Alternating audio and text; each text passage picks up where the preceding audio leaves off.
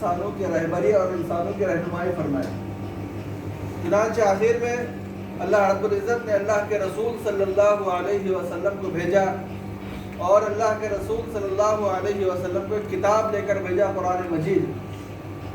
جس میں انسانوں کی تخلیق اور انسانوں کی پیدائش کا مقصد بیان فرمایا کہ وما خلقت الجن والانس الا لیعبدون، دنیا میں ہم نے جن اور انسانوں کو صرف اور صرف اس لیے پیدا کیا ہے کہ دنیا میں جا کر کے یہ ہماری عبادت کریں، یہ ہماری اطاعت والی زندگی گزارے، یہ ہماری فرما برداری والی زندگی گزارے۔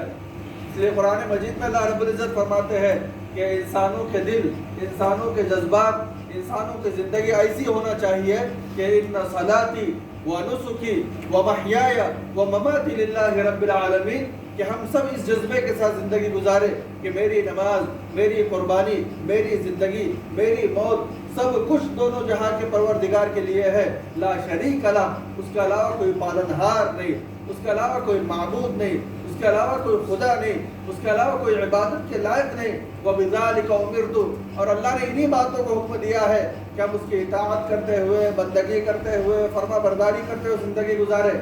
وَأَنَا أَوَّلُ الْمُسْلِمِينَ، اور ہر مسلمان کے یہ جذبہ ہو کہ میں اللہ کی اطاعت، اللہ کی بندگی، اللہ کی فرما برداری کرنے والوں میں، پہل کرنے والوں میں سے ہوں۔ ہم میں سے ہر آدمی اس جذبے کے ساتھ زندگی گزارے۔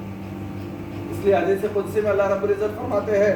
یا ابن آدم خلقتک لعبادتی فلا تلعب، اے آدم کے بیٹے، میں نے تجھ کو اپنی عبادت کے لیے پیدا کیا ہے، تو دنیا میں جا کر کے کھیل کود میں مت لگ جائے۔ وَقَسَمْتُ لَكَ رِزْقَكَ فَلَا تَتَعَبْ، آدم کے بیٹے،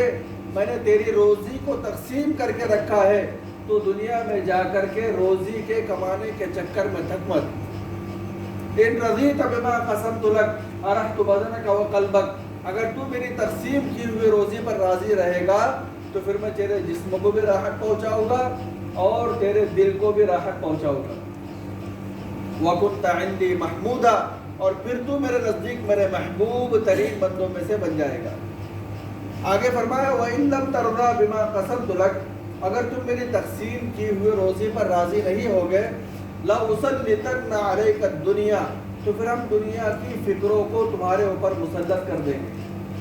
پھر ہر وقت تم دنیا دنیا دنیا کرتے رہے گے، ہر وقت آدمی کی فکروں میں دنیا غالب رہے گی کہ کس طرح میرے پاس فلاں فلاں ریال آ جائے، کس طرح میرے پاس دینار اور درہم آ جائے، کس طرح میرے پاس دنیا کے مال اور اسباب آ جائے، کس طرح میرے پاس دنیا کے اسباب اور وسائل آ جائے۔ پھر اللہ دنیا کی فکروں کو غالب کر دیں گے، اللہ دنیا کی فکروں کو اتنا غالب کریں گے، اتنا غالب کریں گے،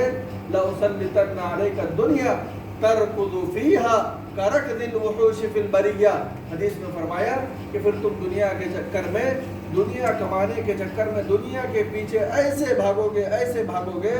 جیسے جنگلی جانور جنگلوں میں بھاگتے ہیں۔ اس لیے میرے بھائیوں، ہم سب کا دنیا میں آنے کا جو اصل مقصد ہے وہ اللہ کی عبادت ہے، وہ اللہ کی اطاعت ہے، وہ اللہ کی فرما برداری ہے، اور ہم اللہ کی اطاعت، اللہ کی بندگی، اللہ کی فرما برداری کرتے ہوئے زندگی گزارے حتیٰ یأتیک الیقین، یہاں تک کہ موت آ جائے۔ اس لیے کہ موت کا کوئی وقت طے نہیں ہے، موت بالکل اچانک آدمی کو آتی ہے، کسی دنیا سے جانے والے آدمی